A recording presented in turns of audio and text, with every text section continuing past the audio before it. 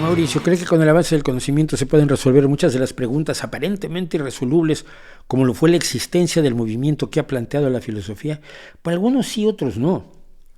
Hay muchos planteamientos filosóficos que simple y sencillamente no tienen respuesta.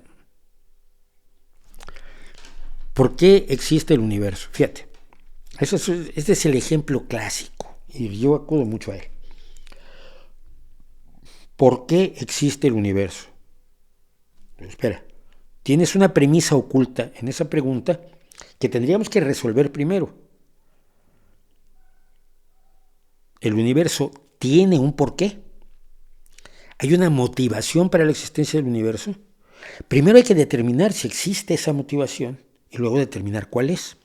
¿Qué sentido tiene la vida? Fíjate, premisa oculta. La vida tiene sentido. ¿Cuál es? Bueno, y si no tiene, tú estás presuponiendo con esta pregunta filosófica que la vida tiene un sentido determinado y tu objetivo es desentrañar, descifrar cuál es realmente ese sentido misterioso que tiene la vida.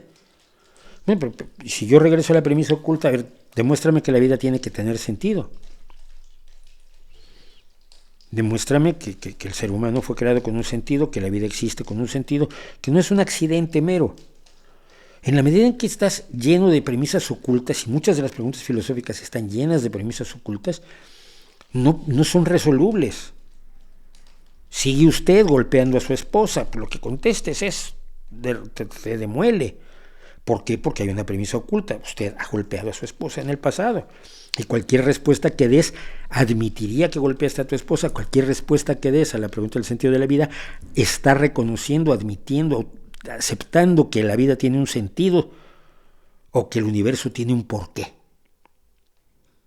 ¿Por qué existe la gravedad? Pues a lo mejor por ningún motivo, a lo mejor no hay esa finalidad casi teológica detrás. Es una sucesión de accidentes. Y si es una sucesión de accidentes, ¿por qué no lo asumes desde el principio como una posibilidad? Ese tipo de preguntas, pues algunas no tienen respuesta, ¿no? Yo siempre digo, ¿cuál es el color de la tristeza de las piedras? Así, gramaticalmente es perfectamente válido, filosóficamente puede poner a bailar a muchos, pero no tiene ningún sentido. Las preguntas que no tienen sentido, obviamente, no tienen respuesta.